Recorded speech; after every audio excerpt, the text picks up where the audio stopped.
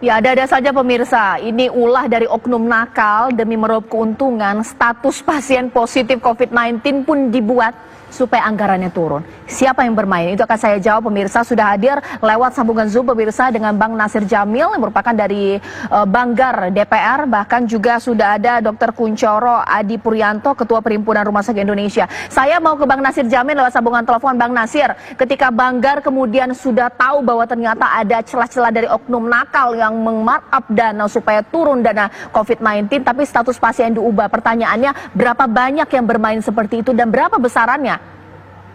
Caca, terima kasih. Tanpa mengurangi penghormatan kami ya kepada rumah sakit yang selama ini menangani pasien COVID-19 dan juga para petugas kesehatan, petugas medis yang menangani pasien COVID. Sebenarnya rapat pada hari itu sengaja kami mengundang Menteri Kesehatan, Menteri Pendidikan, Menteri Sosial dan juga Ketua Gugus Percepatan Penanganan COVID-19 Doni Munardo dan juga Menteri Keuangan serta senior Deputi Gubernur BI. Jadi waktu itu memang sebenarnya kami rapat sebelumnya kita di Banggar sedikit kecewa karena anggaran kesehatan yang dianggarkan dalam penanganan COVID ini kan 87 sekian triliun. Sementara daya serapnya itu ya sekitar 4, sekian triliun. Artinya 5, sekian persen. Sehingga kita perlu tanya kenapa. Nah, kemudian dalam rapat itu Ketua Banggar Pak Said itu kemudian menyampaikan sejumlah informasi terkait dalam tanda kutip kenakalan ya oknum-oknum di rumah sakit dalam rangka untuk mendapatkan anggaran yang lebih besar terkait dengan pasien yang kena COVID ya, lalu dia sampaikan seperti itu. Ya, ini kan sebagai bentuk pengawasan daripada anggota DPR yang juga Ketua Banggar. Dan tentu itu disampaikan langsung di depan Menteri Keuangan kepada Menteri Kesehatan Pak Terawan.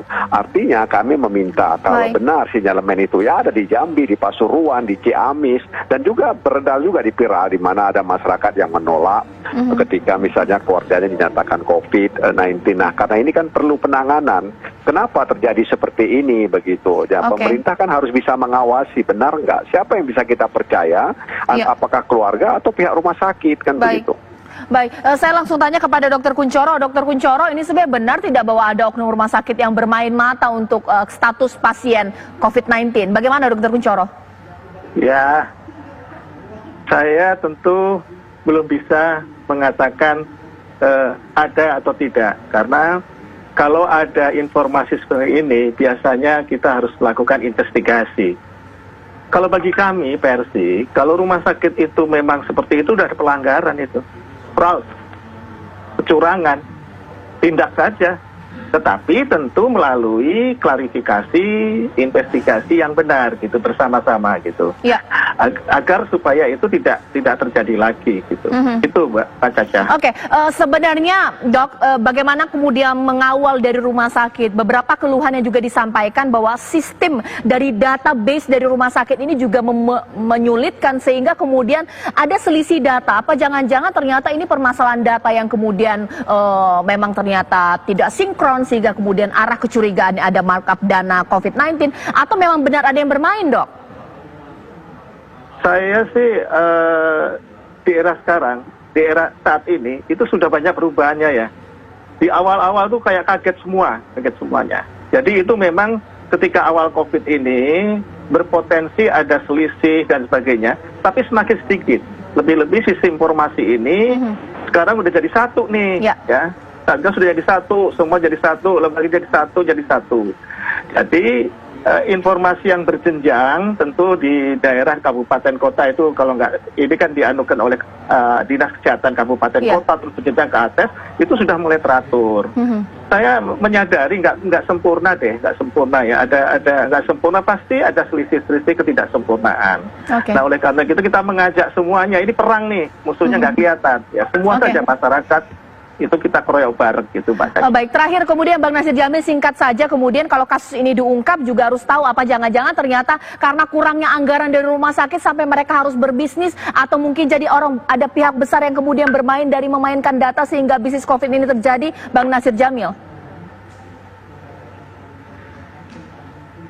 Bang Nasir Jamil? Iya, saya nggak begitu dengar. Iya, Bang Nasir Jamil, sebagaimana kemudian DPR dan Banggar juga bisa mengungkap ini sehingga kemudian jelas yang bermain siapa, rumah sakit mana, dan kemudian menindak secara hukum? Iya, tugas pemerintah sebenarnya, dan tentu kita punya institusi penegak hukum untuk mendalami, ya seperti yang disampaikan Profesor tadi. Artinya memang sinyalemen ini itu memang harus ditindaklanjuti, ya karena itu pertama sudah viral, kemudian terjadi di beberapa rumah sakit, ya. Kita tidak memungkiri, memungkiri bisa jadi karena insentif untuk petugas medis itu belum berjalan sesuai dengan yang diharapkan. Padahal dana untuk penanganan COVID ini, kesehatan ini seperti yang saya katakan di awal tadi 87, sekian triliun. Kenapa belum sampai? Kenapa belum kemudian insentif itu diterima oleh petugas-petugas kesehatan, tenaga-tenaga medis di rumah sakit? Ini yang perlu kita tanyakan kepada pemerintah, dan tentu saja kami berharap sinyalemen ini bisa ditindaklanjuti oleh pemerintah. Baik, ini kita kawal bagaimana kasus ini akan berjalan. Terima kasih Bang Nasir Jamil, terima kasih Dr. Kunchoro. Ini menjadi akhir Apa Kabar Indonesia Malam. Saya Cica Anissa, terima kasih, selamat malam, sampai jumpa.